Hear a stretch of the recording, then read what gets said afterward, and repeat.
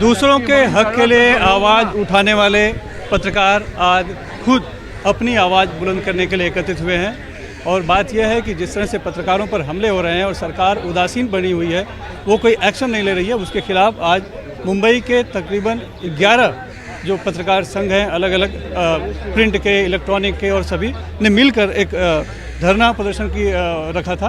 और आज यहाँ पर एक कानून भी जलाया गया जो कि पत्रकारों की सुरक्षा के लिए बना था, लेकिन उस कानून का कहीं उपयोग नहीं हो रहा है, इसीलिए उन्होंने उसकी होली भी जलाई। हमारे साथ बात करने के लिए फिलहाल है यहाँ पर मुंबई मराठी पत्रकार संघ के अध्यक्ष नरेंद्र बावले जी। सर, ये बताइए कि आज खुद पत्रकारों को ही अपनी आवाज़ उठाने की नौबत क्यों आ गई?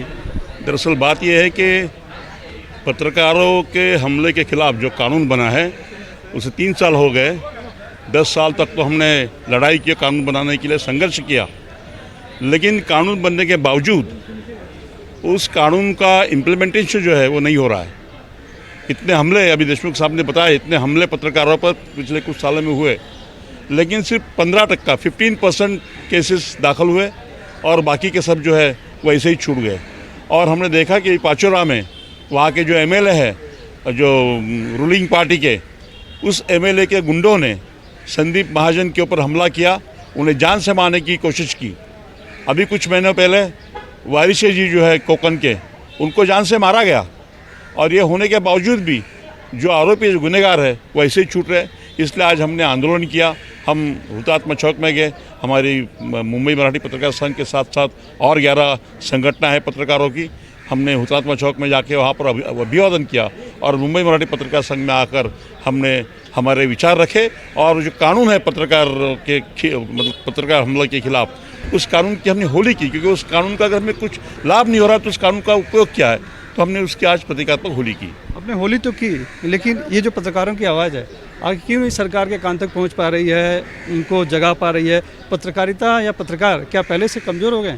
बिल्कुल नहीं, पत्रकार तो बिल्कुल कमज़ोर नहीं हो रहे। पत्रकार ही थे जिन्होंने आज़ादी दिलाई, और वो पत्रकार ही थे जिन्होंने ये मुंबई संयुक्त महाराष्ट्र दिलाया। तो पत्रकार कमज़ोर बिल्कुल नहीं है, पत्रकारों की ताकत है। इसलिए आज हमने देखा कि जब हम यहाँ आए तो मुंबई मराठी पत्रकार संघ के बाहर बहुत बड़ी तादाद में पुलिस मौजूद थी। हुतात्मा चौक में बड़ी तादाद में पुलिस मौजूद थी, तो उन्हें डर था। कल से मुझे फ़ोन आया लोगों के कि आप आंदोलन मत कीजिए। तो हमने कहा हम तो आंदोलन हुतात्मा चौक में नहीं करेंगे, लेकिन हमारे प्रीमाइसेस में तो हम आंदोलन ज़रूर करेंगे। तो उन्हें ज़रूर डर है पत्रकारों का। पत्रकार कहीं भी कमज़ोर नहीं है। कड़ा संघर्ष करके एक कानून तो हमने बनवा लिया अपने लिए, लेकिन उसका इस्तेमाल ही नहीं हो रहा है।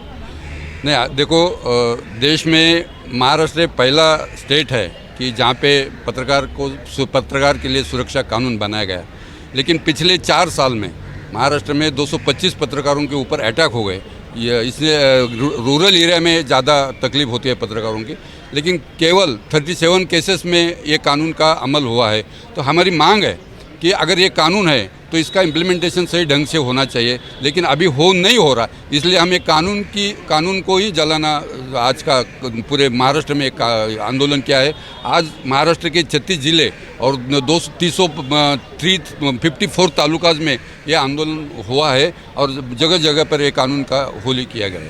गुरवीर जी, आपने कई पत्रकारों के आंदोलनों का नेतृत्व भी किया है, शामिल रहे हैं। पत्रकार, सरकार और पत्रकारों के बीच के आप एक कड़ी भी रहे हैं। लेकिन ऐसी क्या हो गई है दयनीय अवस्था हमारी कि हमारे लिए बना कानून हमारे लोगों के लिए इस्तेमाल नहीं हो पा रहा है और उसकी होली जलानी पड़ रही है? जैसे पहले भी मैंने बोला कि अभी जो पब्लिक रिप्रेजेंटेटिव्स हैं उनका स्तर और भी गिर गया है। अभी एक ऐसी परिस्थिति आ गई है कि मामूली ब्यूरोक्रेट्स, मामूली रिप्रेजेंटेटिव्स, जर्नलिस्ट को जो एक रिस्पेक्ट और एक जो पोजीशन था वो देने को तैयार नहीं। और ये साथ साथ हम देख रहे हैं कि मीडिया फ्रीडम है, उसकी इरोजन भी चल रही है। तो ये एक मतलब कि कोई महाराष्ट्र के लिए या मुंबई के लिए या पचोरा के लिए कोई स्पेसिफिक ऐसी सिचुएशन नहीं है। ये एक मतलब कि घटती हुई जो हकों की जो रिस्पेक्ट है, क्रेडिबिलिटी है, वो घटती हुई जा रही है और उसका ये एक मतलब हम कलंक देख रहे हैं। तो इसके लिए जिम्मेदार सिर्फ राजनेता आज के वर्तमान के सरकार हैं या फिर हम भी कहीं हैं? तो ये ज़्यादा मतलब कि हमारा तो ये है कि हमें तो ज़्यादा यूनाइटेड होना चाहिए और जो हमारी मांगें और जब ज़ोर से पेश करनी चाहिए। लेकिन प्रॉब्लम ऐसा हो गया कि एक छोटे से छोटा एमएलए भी सोचता है कि उसको कोई प्रश्न नहीं पूछना चाहिए, उसके बारे में मीडिया का कुछ नेगेटिव नहीं आना चाहिए।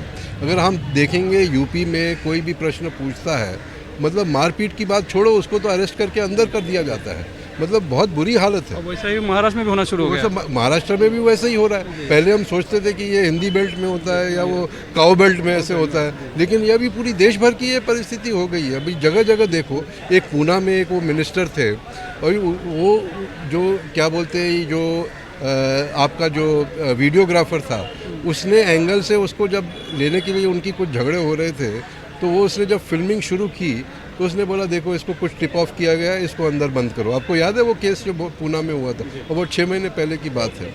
तो मतलब कि फ्रीडम टू रिपोर्ट जो एक मतलब कि फंडामेंटल राइट है, उसका ही मतलब अपहरण हो रहा है यहाँ पे, हम देख रहे हैं। और ये मतलब कि ये ऊपर से सिग्नल्स आ रहे हैं और इसके वजह से ये हो रहा है।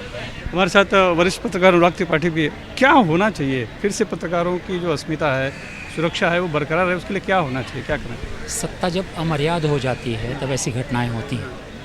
ये पत्रकारों के साथ नहीं हो रहा है, आम जनों के साथ भी हो रहा है। बम्बई में पिछले 10 दिनों में अगर आप देखें तो एक एमएलए के बेटे ने अपने पिता के ऑफिस में मिला करके लोगों को धमकाया, उन पे कागज़। फिर ये घटना हुई जलगांव में।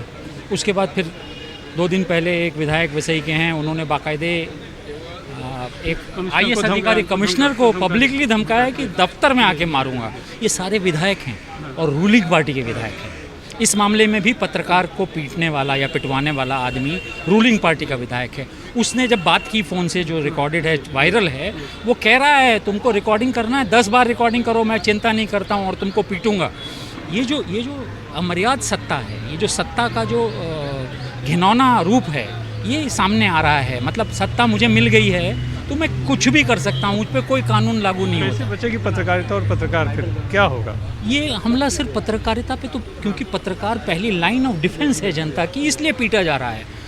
ये अगर रोका नहीं गया अभी, इसको जनता जागी नहीं, तो अगला नंबर तो जनता का ही है ना। ये सत्ता जब एक बार पत्रकारों को पीट लेगी, एक बार अफसरों को पीट लेगी, तो नंबर फिर किसका आने वाला है? तो ये भारत की स्वतंत्रता पर, स्वाधीनता पर हमला है। ये आम जनता को समझना पड़ेगा और इन सत्ताधीशों को जगाना पड़ेगा, खड़बड़ाना पड़ेगा कि ये इस तरह से सत्ता नहीं चल सकती। इस तरह सत्ताएं चलाना हम नहीं अलाउ करेंगे। ये जनता को बोलना पड़ेगा, मेरे ख्याल से समय आ गया। धन्यवाद। तो पत्रकारों की जो स्थिति बनी हुई है, पत्रकारिता की जिस तरह से हमले हो रहे हैं, और हमले होने के बावजूद जो पत्रकार सुरक्षा कानून बना हुआ उसका इस्तेमाल नहीं हो रहा है, इसको लेकर आज पत्रकार नाराज़ हैं, आंदोलित हैं। आज उन्होंने उस कानून की होली जलाई। लेकिन इसका अंत क्या होगा? आखिर क्यों यह वक्त आ चुका है? क्यों पत्रकारिता पे लगातार पत्रकारों पे हमले हो रहे हैं, और इसको कैसे रोका जा सकता है? इसके लिए अब आंदोलन बनेगा, रणनीति तैयार होगी। लेकिन ये ज़रूर है कि पत्रकारों के लिए समय बहुत ही कठिन आ गया है कि अब उन्हें खुलकर अपनी रिपोर्टिंग करने में भी बहुत ही बाधा उत्पन्न की जा रही है। और कहीं ना कहीं जो सरकार है वो एक तरह से तानाशाही रवैया अपनाई है, चाहे वो किसी भी पार्टी या विचारधारा की हो। मुंबई से कैमरामैन राजेश पावस्कर से सुनील सिंह, NDTV इंडिया के लिए।